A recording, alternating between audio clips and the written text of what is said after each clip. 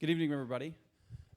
Welcome to the John F. Kennedy Jr. Forum tonight. My name is Trey Grayson. I'm the director of the Institute of Politics. We're really glad to have you here for the first of one of four great forums we're having this week as we kind of conclude our spring 2014 semester. We've got a good crowd tonight, and we're glad to have you all here. Tonight's forum on the Tea Party and MoveOn.org is going to be moderated by Archon Fung. Archon's not a stranger to the forum. He's been here several times before. He's the Ford Foundation Professor of Democracy and Citizenship here at the Harvard Kennedy School and is affiliated with the Ash Center, without which we could not have put on tonight's forum. So please join me in welcoming Archon.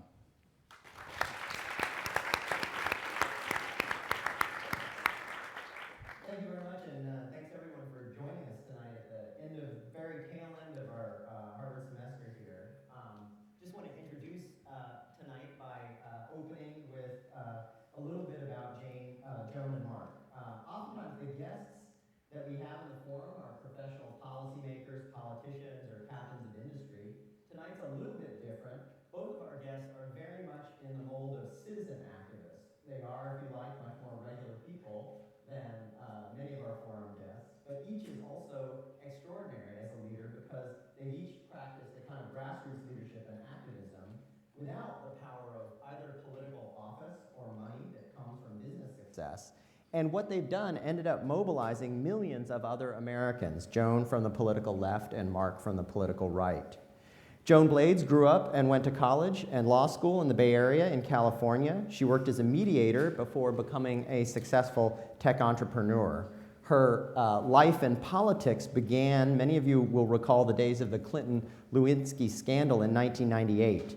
Angry that this issue was consuming all of the political oxygen in America, Joan and her husband applied some of their tech skills to political organizing.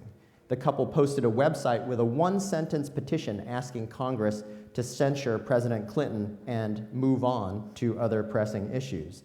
They sent it to 100 friends and family members, and within weeks the petition had grown to 500,000 signatures and inspired more than 250,000 phone calls and 1 million emails to Congress.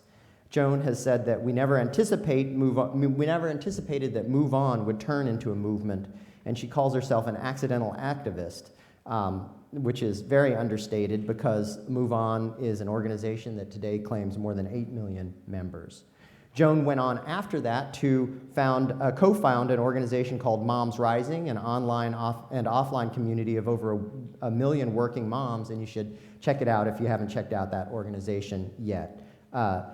Ms. Magazine named Joan one of the Women of the Year in 2003, and she has been called the mother of cyberspace mobilization and the Joan of Arc of high tech. Mark Meckler grew up and attended college also in California, in Southern California. Over the course of his career, he's practiced internet law and has started several businesses. He's kind of a serial entrepreneur. His political life, and you should ask him more about this later on, began shortly after the financial crisis of 2008, and Mark and his family responded to what they regarded as the federal government's highly inept response. He and his family organized one of the first Tea Party events at the state capitol in Sacramento on February 27, 2009. He has told me personally, had pretty low expectations of how many people would show up there. He says it was pretty exciting to have 150 people show up, but more exciting to me were the kind of people that showed up. They weren't people who had come out before. They were all people like me who had never been politically active. That was one of 48 events all around the country in a short period that drew about 35,000 people who shared a belief in fiscal responsibility, free markets, and limited government. The Tea Party movement was born out of those early protests, eventually mobilizing tens of millions of Americans. Mark went on to serve as national coordinator for the Tea Party Patriots, which is the largest Tea Party organization in the nation. And then in 2012, he founded a different organization called Citizens for Self-Governance, which is focused on expanding and assisting a nonpartisan self-governance movement. It would be wrong, however, to think that Mark's main allies are powerful conservative politicians and his main adversaries are in the Democratic Party. He has said that politicians have used issues to divide us for decades, social issues, race issues, class issues. They've used partisanship to divide the people, because when they divide the people, they maintain their own power, and that is one of Mark's passions. Maybe his driving political passion is addressing that problem. Despite their obvious political inclinations, differences in their political inclinations, Joan and Mark have a remarkable list of things in common. Both are from California. Both are serial entrepreneurs and started companies with their spouses. Joan and her husband, I think many people in this room are too young to remember this, but Joan and her husband founded Berkeley Systems, which is best known for the flying toasters screensaver that many of us in an earlier internet generation used and loved. Mark and his wife opened a cafe. Neither was politically engaged until launching rather recent in political time notable efforts to engage others in a very popular way. Both believe in the wisdom and power of individuals, both talk about serving their grassroots memberships, and both are inclined to bringing people together rather than dividing them. Out of these commonalities, Joan co-founded the Living Room Conversations organization, and Mark is a champion of that organization. Living Room Conversations is an effort to build respectful discourse across ideological, cultural, and party lines. Living Room Conversations is based on 6 basic rules of discourse, which maybe we could observe tonight. The first is be curious and open to learning. Second is show respect and suspend judgment. The third is look for common ground. The fourth is be authentic and welcome that from others. The fifth is be purposeful and to the point, difficult in a university environment. And sixth is own and guide the conversation. So maybe I'll start off with a question about how you went from your very different political orientations to trying to talk across some of these ideological and party lines. Both of you started organizations with very strong points of view, the Tea Party Patriots on one hand and MoveOn on the left, yet you are now working together trying to get people to talk about across those political lines. Joan, what happened? Was there a moment for you when you said that the ideological divisions and discourse has gone too far, and what got you to change? Actually, that was 6 months into the impeachment scandal that we were going, wait a minute, we've obsessed with the scandal when in theory our government and media had other things that might be important to report upon. And so the one-sentence petition to censure the president and move on to pressing issues facing the nation was actually a petition that gathered thousands and thousands of Republican signatures, as well as Democrats, independents, Green Party. You could love Bill Clinton or really dislike Bill Clinton and still sign that petition to censure and move on. So it started with a very unifying statement, and I believe that was one of the reasons it spread in what we describe as a viral manner. And that's when I started learning about politics. Interesting. And it was only after the election, where we got lots of people out to vote for the first time and engage for the first time, when 2 weeks later, there was a vote to impeach, when impeachment was unpopular, and good citizenship is participating and then trying to get people elected that reflect your values. And as soon as you get involved in elections, that is an adversarial process. So that's kind of the way it got to. So from the very beginning, even though, so your motivations for MoveOn maybe differ a little bit from what MoveOn became later on, at least at the outset. Well, you know, I'm a mediator by origin and inclination, and mediation is about empowering people to make their own decisions. And so listening to the MoveOn members and helping them be more effective feels very right.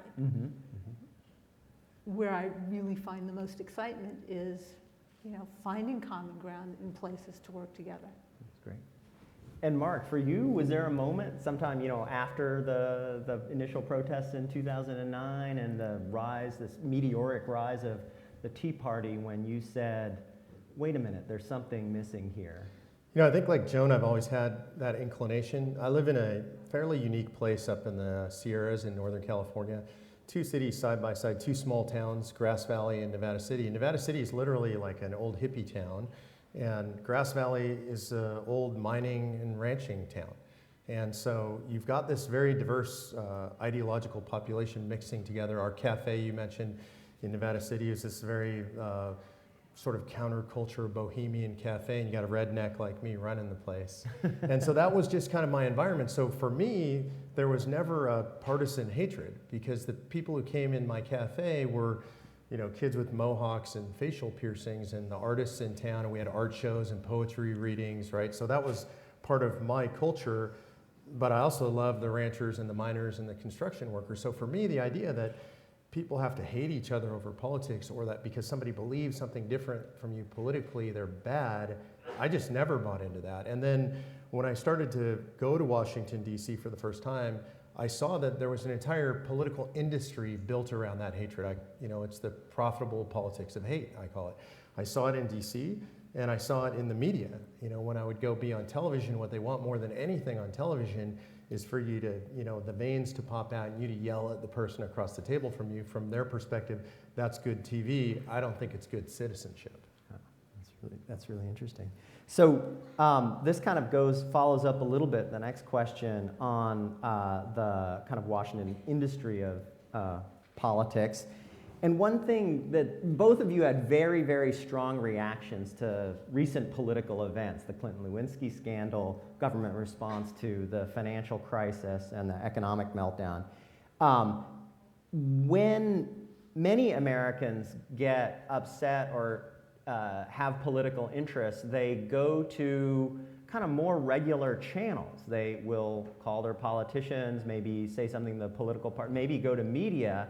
Each of you took a very different route. You went in very different ways straight to the people, bypassing the ordinary political channels and mechanisms and organizations. And we're at the Harvard Kennedy School. Much of what we do is oriented to train people to be in those organizations that you chose to short circuit, right? So why go straight to the people? And Mark, when we've talked and in some of your writings, you said that you're really passionate about the question of who decides. And right now you feel like they decide. You'd like it more if over more decisions we decided. What might that look like, and why did you short circuit the main organization? It seems to me, looking at our political system today, there's an underlying premise, whatever subject we're debating at the national level, and the premise is that it should be a national level debate. And I think that's very disrespectful of the American people, because we have the great strength of America is its diversity.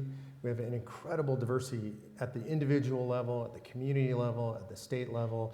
And that means that generally speaking, one size fits all is not ever going to be the best solution. I think people should decide for themselves in their own localities.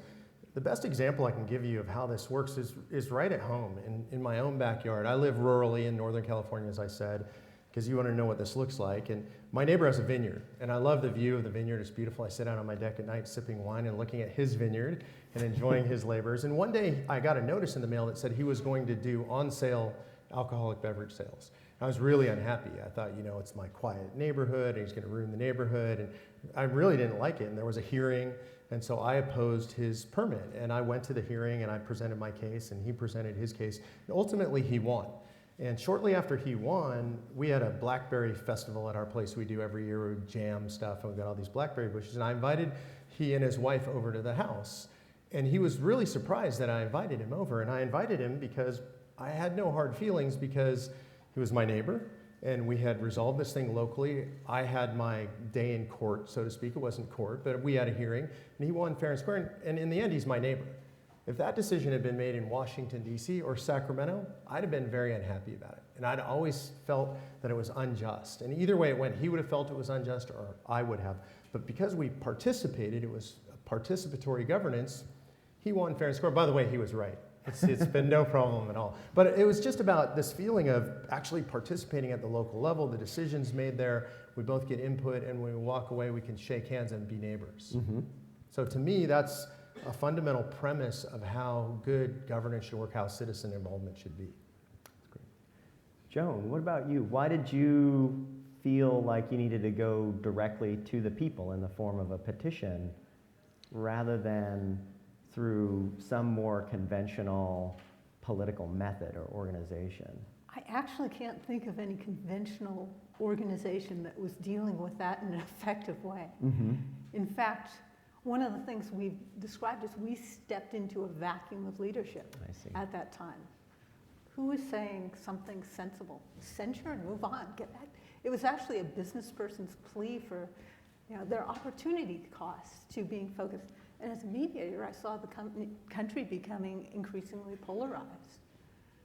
And yeah, I think we do have a need to make it possible for people to engage in politics in a way that is meaningful to them. Mm-hmm. And that's at local, state, and national levels. Right. And the more we can do that in an effective way, the better, because right now, I am very concerned that corporate voices are much more effective Mm-hmm. than citizen voices. Very good.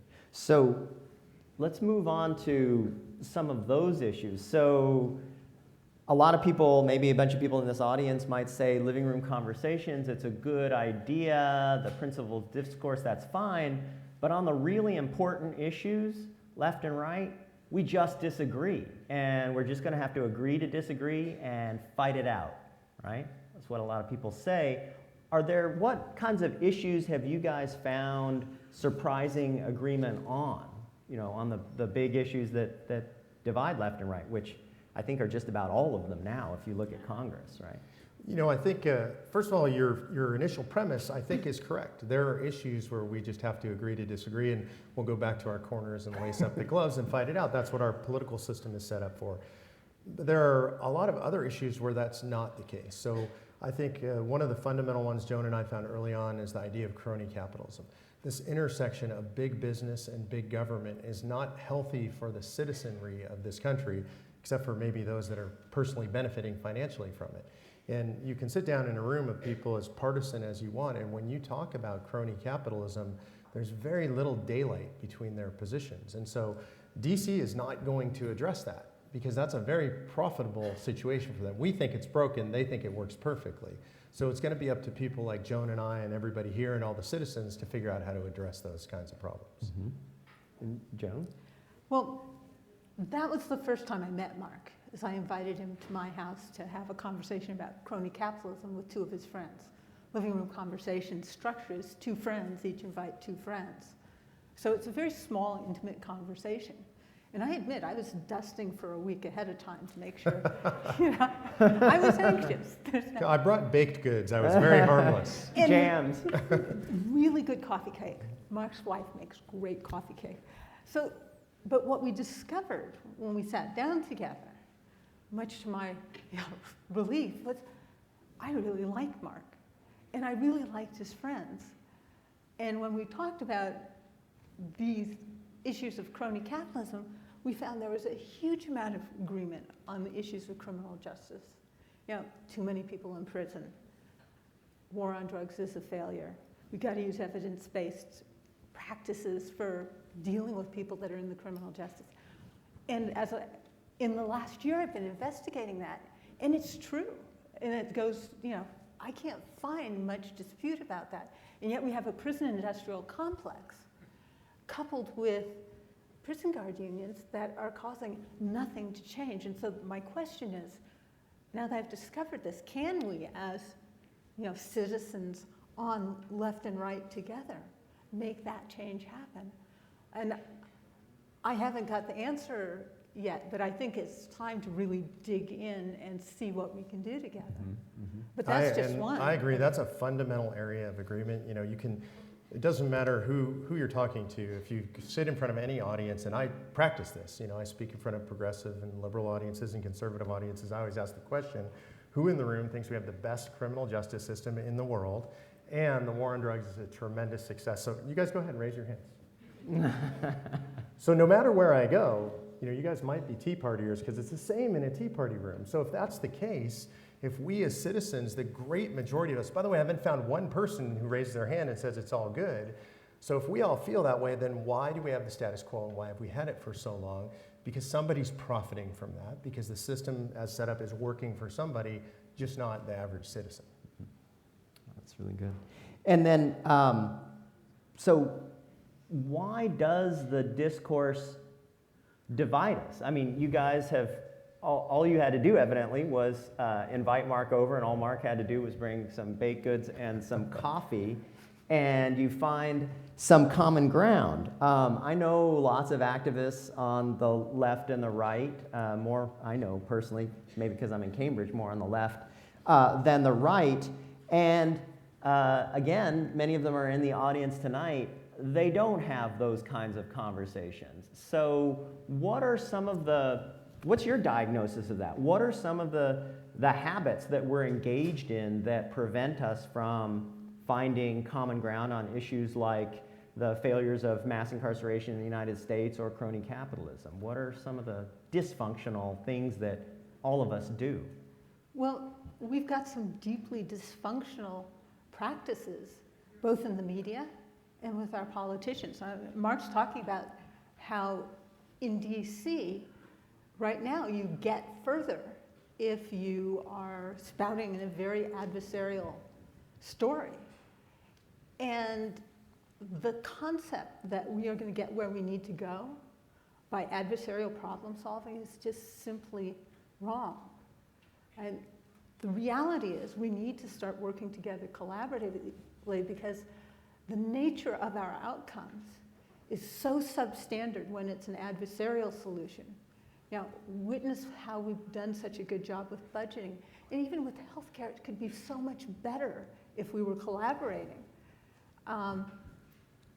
You can hope, I believe, that working with people that have different viewpoints than I do, that don't agree, will have a better solution ultimately by really listening to each other. Then we'll do really well. But as long as it's set up as a fight, we're going to have solutions that are so far less effective than what we need that it's going to undermine us. Mm-hmm. Well, and those habits are modeled for us. I mean, if you turn on the TV, depending on which side of the media you consume, you see people calling people on the other side names and challenging their intelligence and challenging their integrity. And that's just the standard operating procedure. So you see politicians doing this to each other. You see media figures doing this to each other. So our society from the top down is modeling this behavior for us. So I think it's natural that people, they come at it that way. So they sit down with somebody and it's immediate confrontation. And so part of it is just breaking that habit and realizing the person sitting across from you is a person. Most likely they're a person of good faith. And so that you can have a good faith discussion with somebody. And part of that, I think, is watching our own language and being careful about how we say things and not being inflammatory. Because we watch all this media and consume all this politics, I think we have a tendency to just regurgitate what we hear, not realizing that it's inflammatory to somebody who holds a different perspective. Mm-hmm. And so who's responsible? So there's a couple of different views about this, right? Some people will blame Congress and politicians and say that it's the leadership that is polarizing with the rhetoric, and it's in the advantage of particular politicians to draw people into corners, right? But then a bunch of the public opinion research shows that America is polarized as well, that it's not them, it is us, and we're in our different corners, right? And that public opinion itself is responsible. And it's public opinion, actually, that's making Congress more polarized because we're voting for more extreme folks, right? So whose fault is it? Is it them or is it us? We're all responsible. Yeah, we can't divide that up. And it's really, the living room conversations are one opportunity to try and do it differently. But I really have to be listening to Mark. I've learned so much doing conversations with Mark and others that have very different viewpoints than I do. After our conversation about crony capitalism, I realized we're having pitched battles all around this country on the issue of fracking. And they're based on power and money. And I could not sit down and have a living room conversation with Mark and his friends, because if I believed what Mark believes, I'd think it was great. I now understand what he believes. Right. And if he believed what I believe, he'd think it's a disaster. And I'm not an expert on fracking, I'm trusting my trusted experts. So we're living in these parallel narratives. And that's deadly for democracy. So the place where I have the greatest belief and trust is in citizens, because when I meet them, they're caring, they're smart, they can do great things. And living room conversations, it's very granular. But once we have that relationship, I hear him and his friends in a completely different way, and I want all of us to feel like we're moving forward in a way that's going to be satisfactory. That's good. So I want to put a hard question to you. Obviously, both of you have very different politics, right? And imagine that we got to the place where both of you want to get in America, where I certainly want to get in America, where the policy choices and laws are more reflective of what people want and advance their interests more than they currently do. And we get there through a big living room conversation, right? But both of you can't be right about your politics, right? So Joan, maybe you think Americans would opt for progressive policies on wealth distribution, healthcare, and the environment and treatment of women. Mark, maybe you think people would choose less federal government, maybe more local and some state government, fewer regulations on the environment and social life, a freer market. You can't both be right? Americans are going to go one way or another. So where do you stand at the end of the day, at the end of that big living room conversation? What if America chooses a set of policies and laws that is just one that is not yours, one that you're really opposed to on healthcare, on the environment, on regulation? I'm good with that. I trust no, really, I trust the American people, honestly, as a whole, more than I trust myself. The American people are smarter than any individual, and like the American people created this country. In every crisis, the American people themselves have risen up and rescued the country and rescued liberty and freedom. And so I trust them, and I may not like the result. I'm not saying I'll like it. I said I'm good with it, and that's a different thing. I didn't like the fact that my neighbor got that permit for on-sale alcohol sales or on-site alcohol sales, but I trusted the process because I was engaged. I saw that it was transparent and fair. And in the end, whatever happens, happens. So I trust the American people if the process is in their control and transparent. And I'm hoping for a process that is better, that is open-hearted, that, Parker Palmer has a beautiful way of talking about living with the tension of our differences and being able to come up with solutions that are better than my solutions and better than Mark's. Because if we are able to sit with that tension of disagreement and not having what we aspire to, and work together to come up with solutions that satisfy our basic needs, I like to believe that we will get to a place that I will be satisfied. And I want to add, I think there's something unique, at least for me, in my discussions with Joan, that's very different than other efforts at cross-partisanship or non-partisanship, whatever you want to call it, is that neither of us have ever spent time on the word or thinking about the concept of compromising. And this is something I really admire about Joan. We're not looking for some middle way that neither of us likes. What we're looking for is common ground, a place where we can both plant our flag and say, you know what, we both believe in that, and we're both good with that. So I think that's a unique approach. The idea of compromise for me, not always, there's room for compromise, but people who just say, oh, we should just find the middle ground, well, that doesn't mean it's the best ground. What we're looking for is a place where we can both plant the flag and agree this is the best ground we can get to. That's wonderful. So last question, and then we'll open it up, and people should start thinking about questions and lining up to the microphone. So the last question is, you could either draw from the great work that you're doing right now in your different organizations or look beyond that. But if you could kind of wave a wand, what is the one thing that would improve the quality of political conversation in America right now? Mark. And for me, and you mentioned this early on in my introduction, it's a question. And I think the fundamental question facing Americans today is who decides? Much more than what should we do. The question is, where are those decisions made? Where do people believe that decisions should be made? And for me, I believe that everybody in here should make the decisions, that people at home, individuals, families, communities, to the extent that we can. subsidiarity, the Catholic Church would call it, that you make decisions as locally as you possibly can and you'll get the best decisions, and that's the who decide narrative. And I think that's the most important question that we can ask in America. And if we always get asked that question, and if we get it right more often than not, we'll get better decisions than just fighting about what should we do.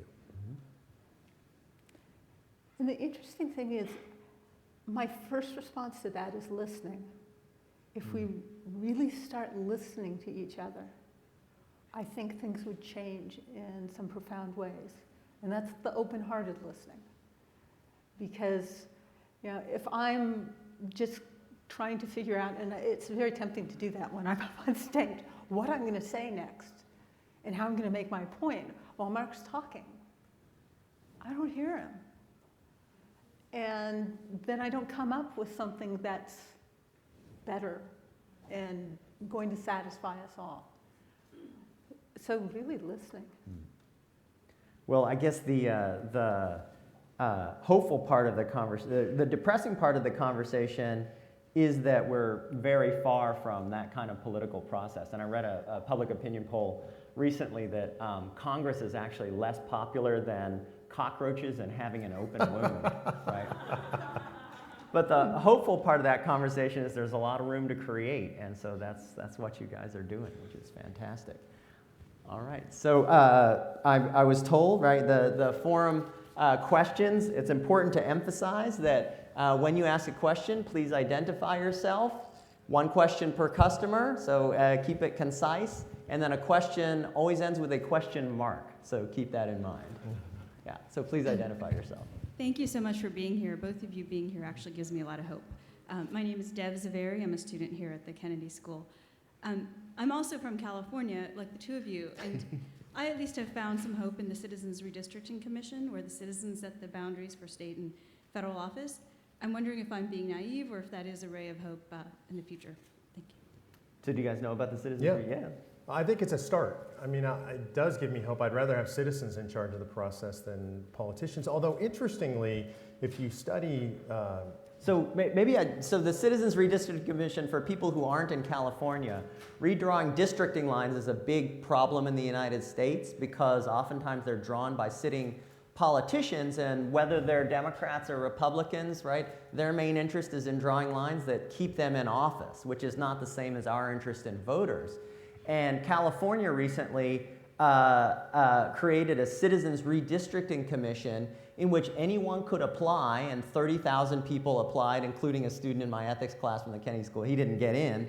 But then the commission was empaneled, and they developed a set of maps for what the districts looked like in California over a very long period. Right? These are ordinary citizens. Any one of you could apply. You don't have to be a mathematician or a political scientist. And the maps that they drew got very, very good reviews from all of the good government groups, like League of Women Voters, et cetera.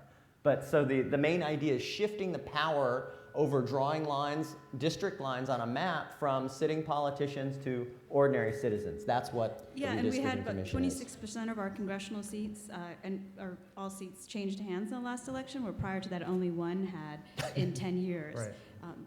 So, I mean, to me, that keeps perfectly with my theme of who decides. So in that case, we said the citizens should decide, and it worked out better. So I think it does give you hope, and it gives a model for more things that should be turned over to the citizens. Good. Next question, gentlemen. I want to thank all three of you for bringing this sanity into the room and modeling it, and the Ash Center for organizing it. I now want to see this happening with the people in Congress. So I was wondering, have you tried, have you given thought to, can we look forward to hearing that you will each bring 2 Congresspeople friends and 2 Congresspeople friends with both of you in the room to model it and to do it it? might be a stretch to say that I have friends in Congress. Friends of friends of friends, what do we call it? 6 degrees of separation, right? I won't accept that as a limitation. Because they need it. And no matter how many of us begin to participate in these kinds of conversations, we're still left waiting when we leave the room today to see it happening where the decisions need to be made, where the gridlock is, where the dysfunction is really causing us a lot of pain and danger. That's a great idea. I would love to do that. I think we're known as outsiders, which makes... The doors don't fly open when I walk down the halls of Congress. It's not that we couldn't get those people here, but I would say I'm not really focused on them. I mean, I've seen too much turnover in Congress and nothing changes. I don't think we're going to change them until we change the structure. I think the incentives are wrong. The whole system is set up to incentivize this kind of behavior.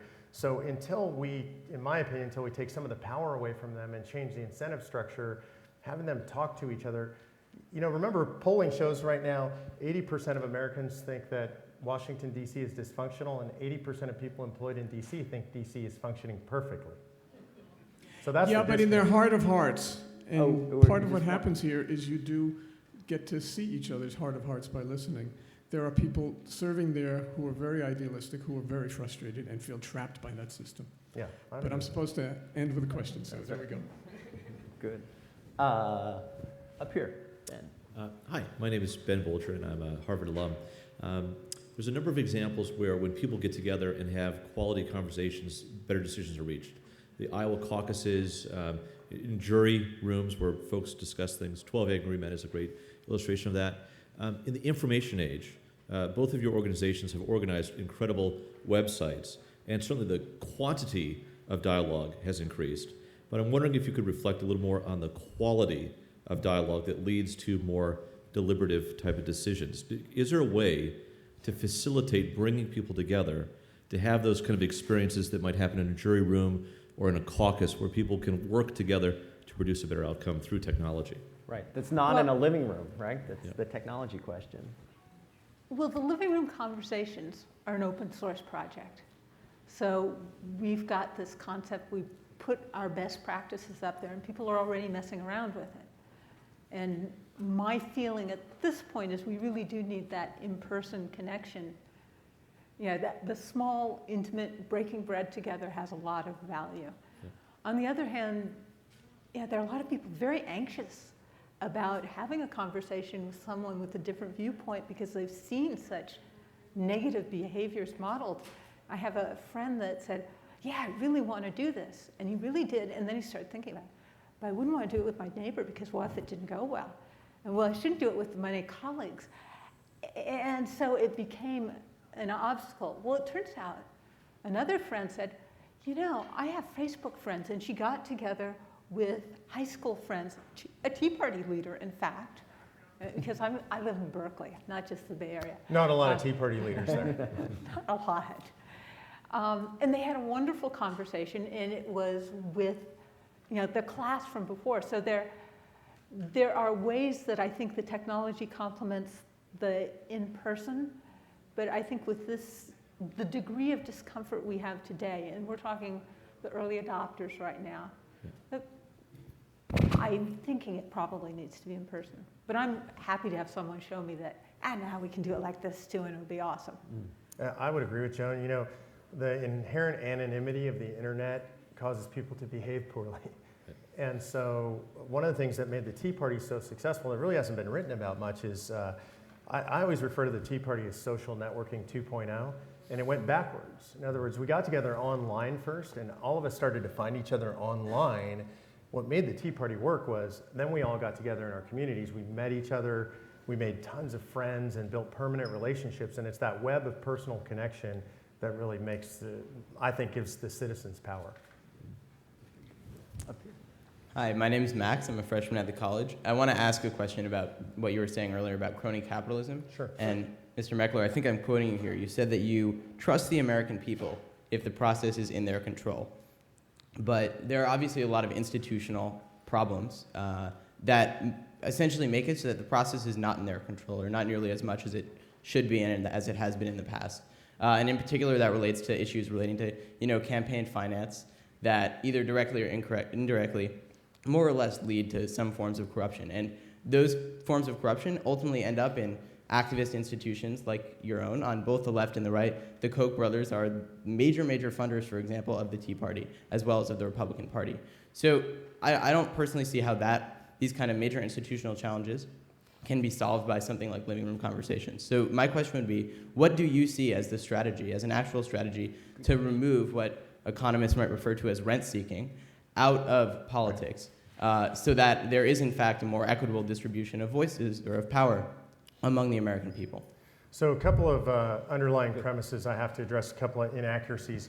You say the Kochs are major funders of the Tea Party. Well, as a guy who founded and led the largest National Tea Party organization in the nation, 3,200 chapters, 23 million members, we never saw a dime of Koch money. It was a grassroots organization. To be fair, Koch is a funder of Americans for Prosperity, which, you know, most Tea Partiers felt it's not a grassroots Tea Party organization. It was part of the establishment. It's based in Washington, D.C. So I just wanted to correct that underlying premise. I agree with you about the structural impediments. And that's really specifically what Joan and I are working on. For me personally, I think the way you fix the structural impediments is through an Article 5 amending convention for proposing amendments to the Constitution. I think this is really important, that people need to speak on the structure of governance. The founders understood that the Constitution wasn't always going to be perfect. They didn't think it was perfect when they did it, and they said that the people who came after needed a way to speak to the structure again at some point in history. I think we're at that point in history that we need to speak to the structure of governance. So I think that's a fundamental reform that needs to take place. There are people on the left who feel the same way for different reasons. You know, Larry Lessig at Harvard Law believes in an Article 5, and I just met with Larry before this. I'm a big fan of Article 5 for totally different reasons, by the way. Him, campaign finance, and me, size and scope of governance. That's very good. My name's Tyler Creighton. I work at Common Cause Massachusetts here in Boston. And my question actually was also related to campaign finance. My organization works on that. And you know, I see the mutual consensus around crony capitalism, and for me, it always comes back to campaign finance. And I guess I always thought or figured there'd be more consensus on that as being a solution. So this is mainly directed at Mark on, do you think that's a solution? And if not, why? No is my short answer, and the reason why is because money has always played a role in politics. You can try to drive it out of view, and then it will just go underground and play a role in politics. And I also don't think it gets at the root causes. I do believe it plays a role, and Larry and I talk about this a lot, Larry Lessig and I think it plays a role, definitely. But the real issue is, why do people spend so much money on politics? Why is it that corporations try to influence politics? Why is it that these big interest groups try to influence politics? There's a very rational reason. You know, I believe in the rational actor theory, right, of society. And the reason is, government has such immense influence over every aspect of our lives. So much money can be moved with the stroke of a pen that is a rational investment for business people to invest in influencing the system. And I believe if we shrink the system down and we remove the influence of government over business and society in general, there's a lot less rational incentive to make big financial investments in the process. So there's actually a piece of political science that argues that companies and interest groups underinvest in influencing the political process because the return on their investment, they should be more corrupt because they get much more back. It's the greatest return on investment of anything that a company can do. If you can afford to invest in lobbying, your return on investment is generally greater than any other investment a company could make. So I think that's what's broken, is if government didn't have all that influence, it wouldn't be worth investing that money. Public Conversations Project. I see. I have to put it in my mouth. The Public Conversations Project, and I've been looking forward to this. I've heard about your road show for some time, and being in the presence of what to me is one of the most hopeful things going on out there, I've been reminded of another one that I'm involved with, which is another source of great hope to me, which is No Labels. I don't think many people here know that right now there are about 90 members of Congress who have become active in something called the Problem Solvers outgrowth of No Labels. They're meeting together frequently, informally. They've already filed some bipartisan legislation, and they're working on a strategy statement for the whole country. Now, what I'm thinking as I listen to you is, what if living room conversations were held strategically in the districts of those people who've stepped out of the polarization as usual, who've taken a risk in becoming involved? What if there was some way to spread the model of what you're doing and your resources into their district? I mean, I think there is a way of the micro and the macro coming together, and I wonder what you thought of that idea. Well, fundamentally, with living room conversations, they're structured to be completely accessible so that if there is an organization or an individual that wants to use them to talk about any given issue, they can have, as many conversations.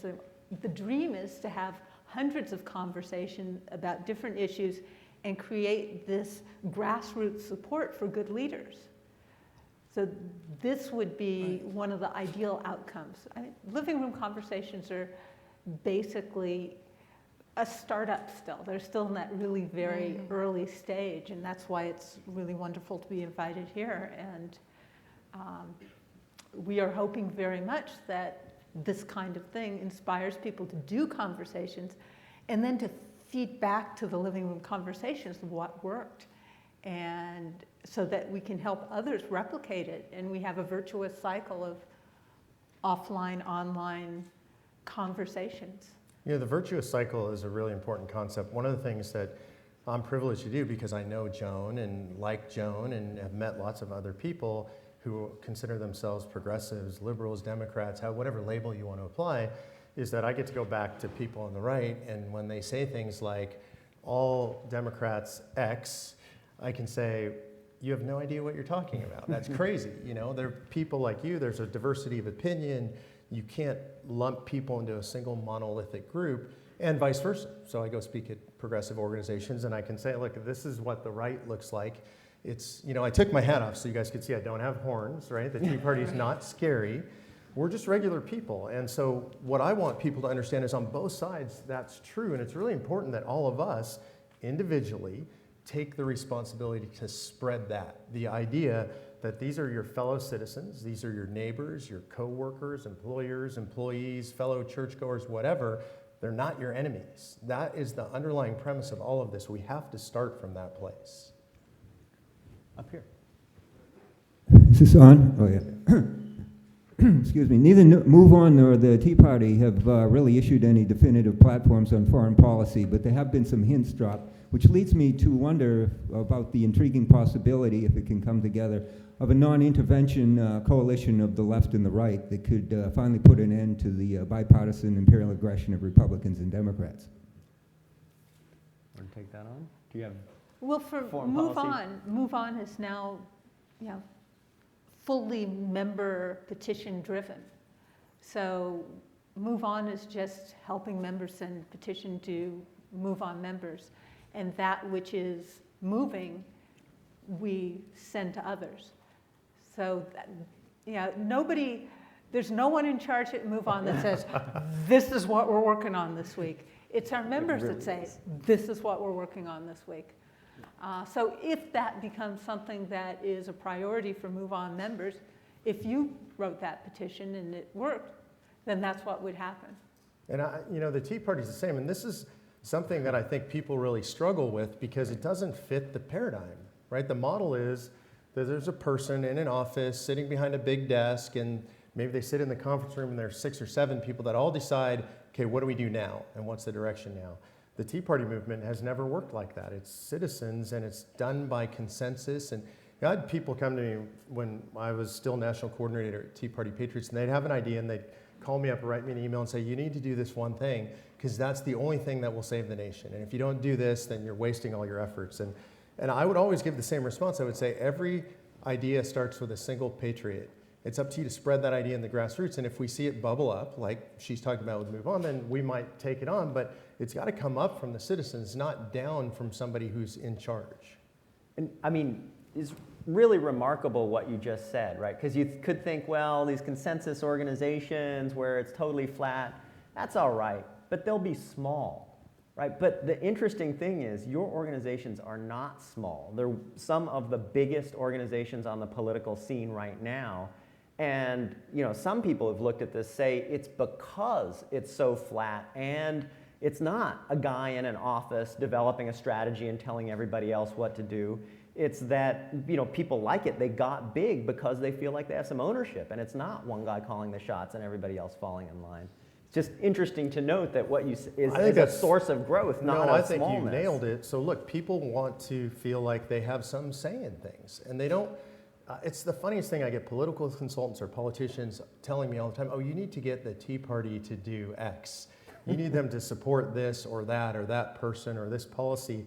And I just laugh, because if somebody says that, they just have no clue what's going on. Don't get it. No, they don't get it at all. It's really hard to explain it to them. They'll glaze over and they're like, yeah, I know, but if you would just tell them to do X. That's a good way to get hung, by the way, if you try and tell the Tea Party they have to do something. I assume MoveOn membership is the same. If somebody said, you know, okay, now we're going to make all of you guys do this, there'd just be a rebellion. Well, nobody would do anything. Exactly.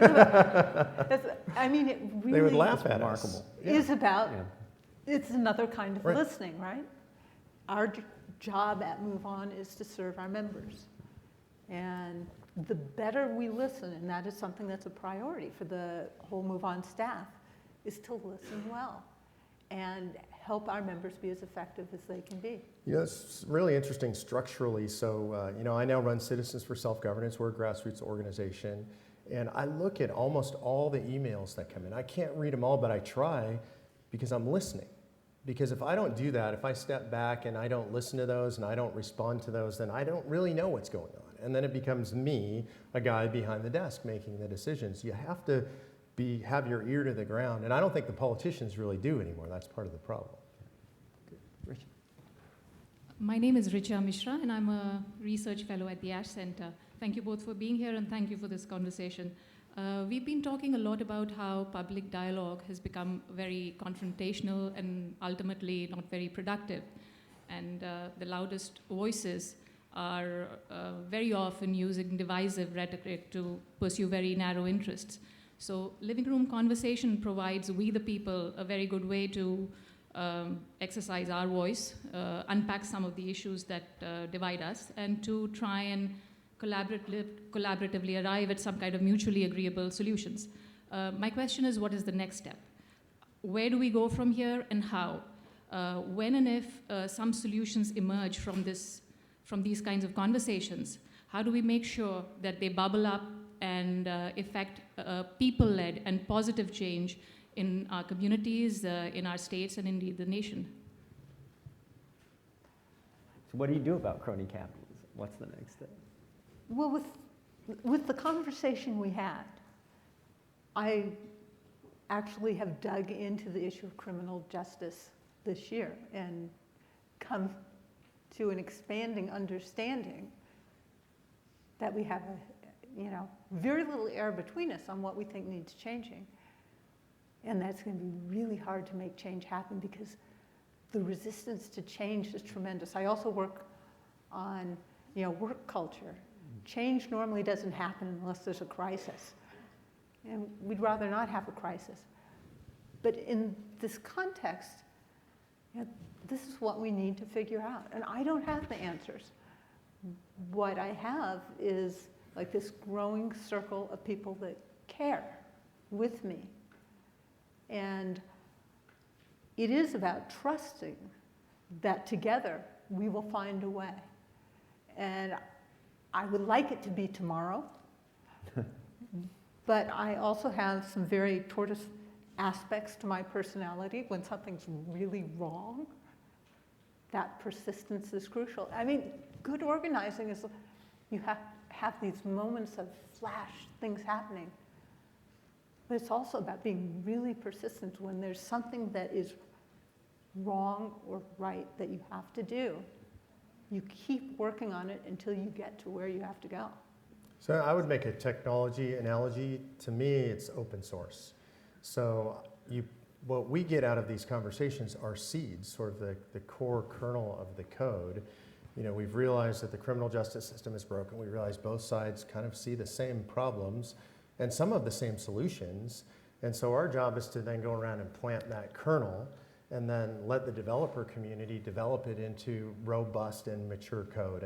And that's when it will start to be widely adopted in the same way that open source code is widely adopted, right? It's when you get to something that's robust, it's been contributed to by a lot of people, it's mature, it will bubble up through the system.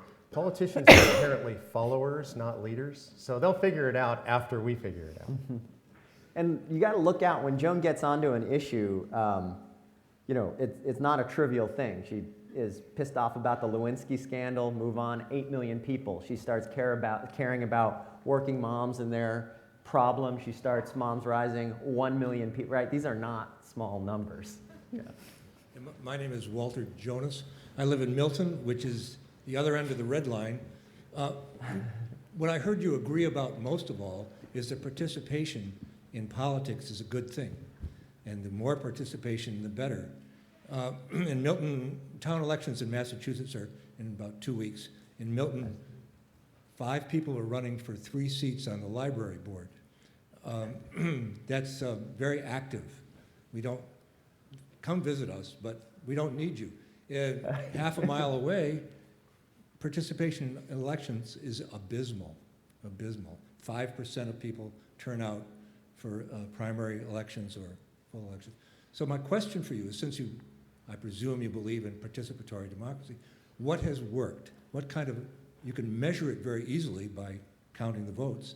What has worked in your endeavors to increase participation?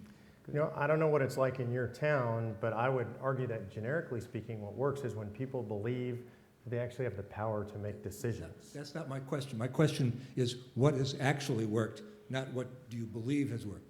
This is a very theoretical world here, but practically. What works is when people have the power to actually make decisions. People don't participate. I call it rational apathy. Yeah. So if people believe that getting on the library board means they're going to go to a meeting once a month on a Wednesday night and eat donuts and accomplish nothing, most people won't run. If people believe they can actually solve problems, what I find is people like to be engaged when they feel like they're productive. So for me, what I've seen work, and I've seen this work especially locally, is when people are empowered to actually make change and do things, then you get real participatory governance. I'll add a piece to that, is I think it's also important to be there for people where they're at. I always remember one of the early emails I got with MoveOn was from a single mom that said, "Thank you. I've never done anything political before in my life. I work all day, I get home, I feed my kid, I help him with homework, I get him to bed." And that was something she could do. She could sign that petition. So, you know, some people can run for, you know, the library board, but some people can't. But I want her voice to be heard too. It's really important to find ways for as broad a part of the population to participate as possible. I must say, neither of you have answered my question. My question was, because of what you did you see a change in voting participation? Oh, that's Yes. a very different question. No, that's the question I was trying to ask. So on a mass scale, for sure, you saw the evidence. In 2010, the Tea Party created the biggest swing between parties in Congress since 1938. So when people believe, when they're inspired and they believe they can make a difference, they come out and vote and they do make a difference. And the 2008 election was, you know, another shift election because people were excited. So yes, we make a difference collectively. Good afternoon. I'm Ms. Patrick Humphreys. I'm with the Greater Boston Tea Party. We actually last year brought in the group No Labels to speak at a rally that we had last year. It was rather an interesting experiment. We had some interesting feedback from some of our fellow Tea Party groups. It's an interesting concept, trying to find common ground. You know, you sound like you're able to come up with a few areas, but Mark, you sound like you're talking about citizen solutions where things are working towards working at the individual level, which I think is what our founders really believed in and worked for. And I think that's part of the Tea Party message. I'm thinking that Joan, on the other hand, is thinking more along the lines that there are big government solutions that really need to happen, that the power needs to be, you know, things need to come from the top down. You see things like that in Common Core right now, something that's being heavily debated in the state of Massachusetts. So I guess, you know, and you also talk about crony capitalism, which I know that we always, a lot of times people from the quote unquote left always are kind of anti-government, but I never hear any, I was kind of curious why you're not anti-corporate, right? Anti-corporate, right, okay. Yeah. I mean, crony capitalism is wrong. I hate it when it's being done by the left or by the right, by the Republicans or the Democrats. It's just wrong. And right now, I'm actually seeing quite a bit of that going on right now. It's phenomenal. It seems like crony capitalism is off the charts right now. So I guess part of my question is, why isn't one part of your focus on government transparency, good governance, getting corruption out of government? Because that is something that is off the charts now that I see, and I think that would be something that people could agree upon and work for. It seems like it's rampant at all levels. And as far as conversations going, as a Tea Party person, I'm feeling being closed out of a lot of conversations. You know, we're called racist, sexist, bigots, homophobes. You know, you can almost recite what we're supposed to be. And the message of that is really, shut up, go away. And I think that really dissolves the political discourse that's going on in this country. So first of all, thank you for making me not be the only Tea Partier in the room at Harvard. This might be a first for me. I appreciate it. And thanks for being involved in the movement. I want to address the last thing you said first, because I think this is really important. You and I have talked about this. I couldn't in an appropriate public forum say the things that I am called constantly on the internet and television and the radio. I mean, just abusive, horrible stuff. People have volunteered to euthanize my children because of my political beliefs. And so having now been a target of that, threatened with death, et cetera, it gives you a whole new sensitivity for political dialogue and what this hateful rhetoric turns into. It hasn't made me uncomfortable to talk. It makes me want to talk more. But it's also made me want to reach across the aisle more and to let people know, look, you know, I'm not going to let you objectify me because I'm a human being. And I have an 18-year-old son who's enrolling in the Marines, and I have a 15-year-old daughter who's a high school freshman. That humanity is the most important thing that we can give to each other. The idea that these are not your enemies. These are not people you should hate. These are not people you should objectify and vilify. Like, Joan and I have become good friends. She's a great mom. I know about her kids. I know she plays soccer. How do you hate somebody like that? You can't, and you shouldn't. If I just say, she's the founder of MoveOn.org, and I disagree with them politically, it's really easy to say, oh, she's a bad person. Joan's not a bad person. We disagree on politics, and we have to learn as a society to separate our disagreement on politics from our belief about other people as human beings. So that's just the first issue. On the transparency issue, look, I think, yeah, it's a given. We're all fans of transparency, right? And I think everybody, all of us citizens, when I say all, I'm talking about citizens, not people in power, in governing power, right? So citizens, and by the way, that's a left-right issue. The left doesn't really, in power, doesn't like transparency, nor does the right. And I can give you numerous examples. The biggest problem with transparency is we can get transparency, and then we've got no levers to do anything about it. We've got no real power. We see corruption, we see bad things, and then the same people get elected over and over, the same things go on, nobody pays a price. So I think the problem is, where's the lever of power that lets us do something about the corruption we see when things are transparent? And I just want to add to that. This panel, the reason I'm here, is much less about the issues and much more about the relationship. And it pains me that you've experienced that kind of, response, and that you have too. It's to say that we really need to have those relationships before we can start hearing each other the way we want to. And there are lots of things we disagree about.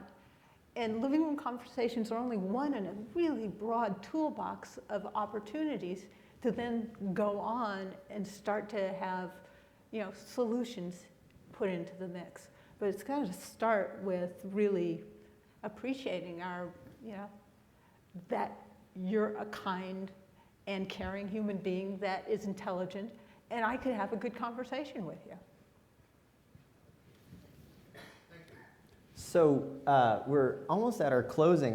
This is a university, so I wanted to convey a couple of reading suggestions. One, Joan pointed out to me a really interesting book by Parker Palmer called Healing the Heart of Democracy, which is about democracy at this level, person to person and listening. And I think probably almost all of the courses that are at the university and all of the lectures are not about democracy at this level. They're about institutions. They're about Congress, or maybe how organizations like MoveOn and the Tea Party are put together and how they advocate, but they're not about this. And this is an extremely important level. A few years ago, I was reading a book by a Chinese activist, a political thinker and scholar called Yu Qiping, and he wrote a very controversial essay called "Democracy is a Good Thing" about China. And he said that, well, you know, there's a lot of obstacles in China to getting to democracy, but one of them is that we, the Chinese, have forgotten how to have a meeting. And by that, I guess he meant kind of a Tocquevillian meeting where people figure out how to put together a library or run a school or settle a zoning dispute or whatever it is. And you know, this conversation is extremely moving because in America, maybe one of our obstacles to democracy is we've forgotten how to talk to each other on this human level about public things that we care about. And so you have to have an organization to figure out how to have living room conversations, right? And that's kind of a tragedy that we've gotten to that place, but it's extremely hopeful that people as kind of gifted and capable as you are trying to help us out with that problem. So thank you very much. Thank you.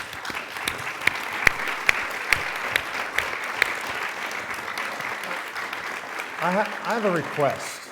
So we're here at an institution that arguably is the heart of influence in America. So people go to school here, end up out leading the great American institutions.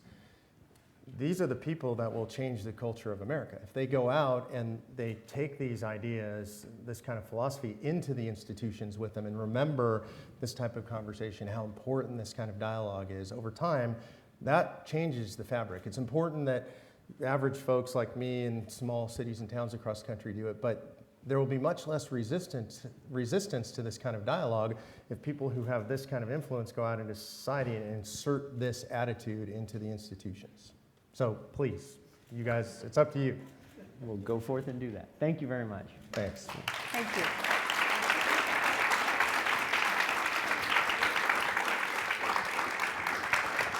Good.